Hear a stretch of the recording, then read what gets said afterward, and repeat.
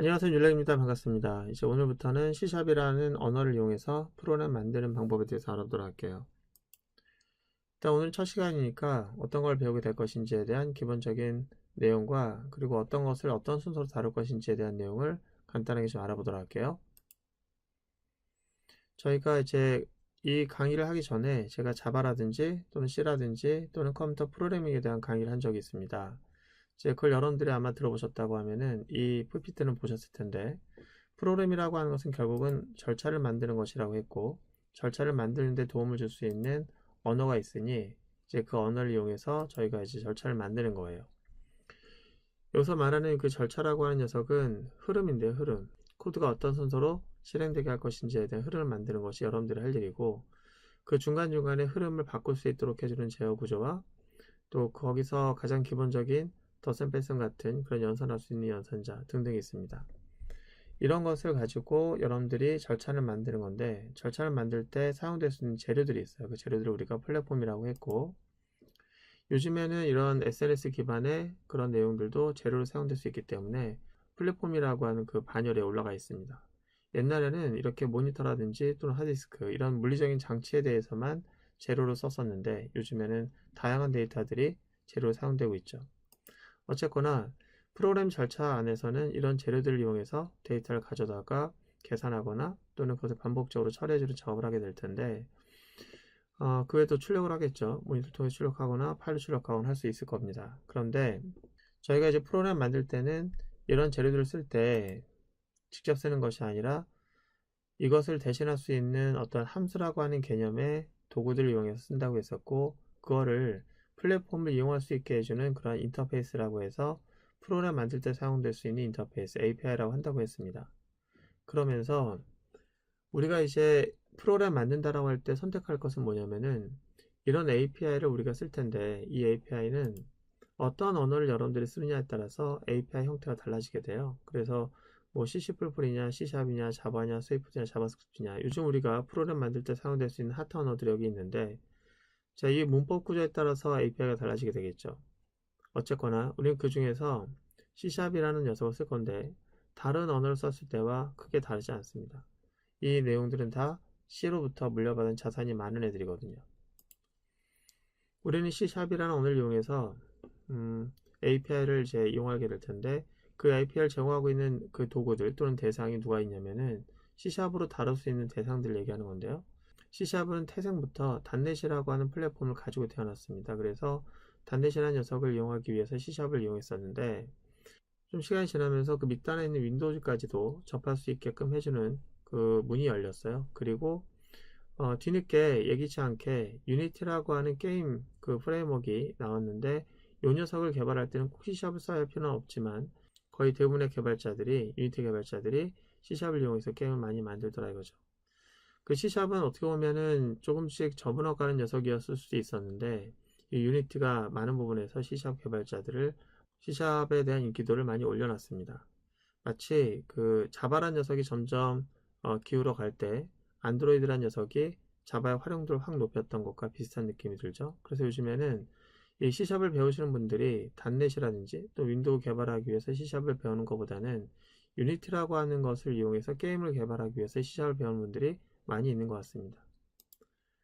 그런데 이제 그 유니티를 배우려고 하시는 분들이 C샵을 배우려고 하니까 버전이 굉장히 많이 올라가 있는 거예요. 그리고 이 버전에 따라서 배울 내용이 굉장히 많은데 이게 다 배워야 될 것인가? 사실 꼭 그렇진 않죠. 물론 이것을 다 배우는 것이 좋기 때문에 버전별로 저희가 따로 강의를 만들어서 이 모든 것들을 다루게 될 건데요. 문제는 그 전에 이제 공통분모사항 또는 유니티 같은 것을 개발하기 위해서 언어적으로 갖고 있어야 우리가 필수 요소들이 있을 거잖아요. 그리고 C샵이라는 걸 이용해서 프로그램을 만들어 본 적이 없는 입문자도 있을 거고요. 버전이라고 하는 것에 따라서 나타나고 있는 키워드들을 공부해 나가는 것보다는 일단 프로그램을 만들어 보는 게 중요할 것 같아요. C샵이 갖고 있는 기본적 언어로서의 그런 능력을 가지고 프로그램을 꿀쩍꿀쩍 만들어 보면서 그 외연을 확장해 가시는 게 훨씬 더 바람직하지 않을까 생각을 하고요. 지금 제가 수업을 대상으로 하는 분들은 프로그래밍을 해본 적이 없는 분들을 대상으로 합니다. 그리고 그 프로그램을 하려고 할 때 C샵이랑 언어를 이용해서 만들려고 한다라고 하는 사람 대상으로 해요.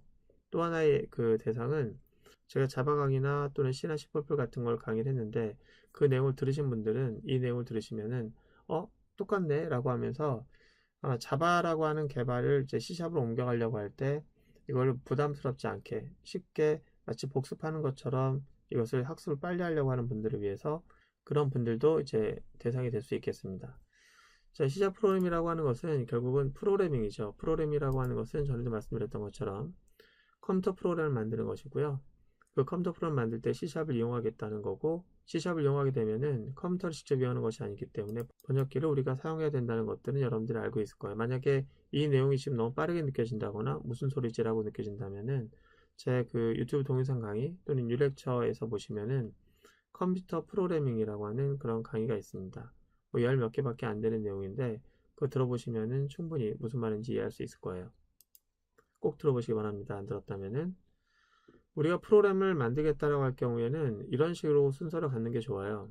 어떤 언어도 이걸 지원하는 언어적인 요소가 있고 이걸 지원하기 위한 언어적인 요소가 있고요. 이걸 지원하기 위한 요소가 있는 겁니다. 그러니까 뭐 이걸 한 번에 다 배우는 것보다는 이런 식으로 하나씩 하나씩 문법적인 요소들을 배워나가는 게 바람직할 것 같고요.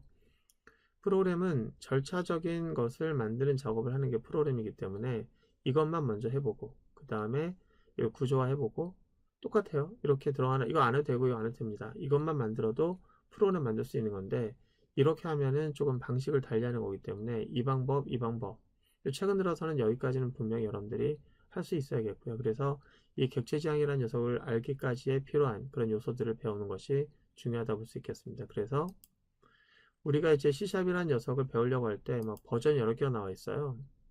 이걸 버전으로 바라보면은 답이 없습니다.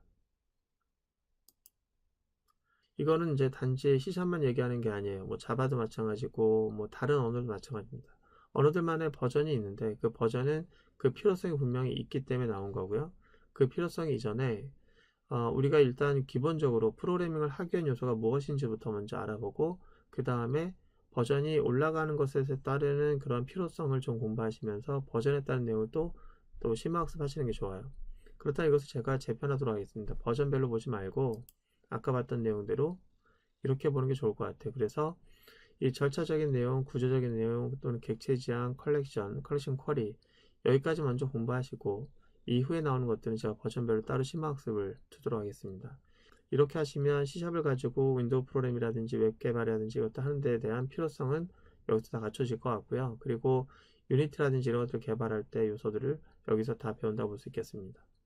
이 정도만 하셔도 여러분들이 요즘 현장에 쓰고 있는 단넷 개발에 대한 필요성을 가지고 있는 부분들에 대해서는 대부분 다 들어간 거고요.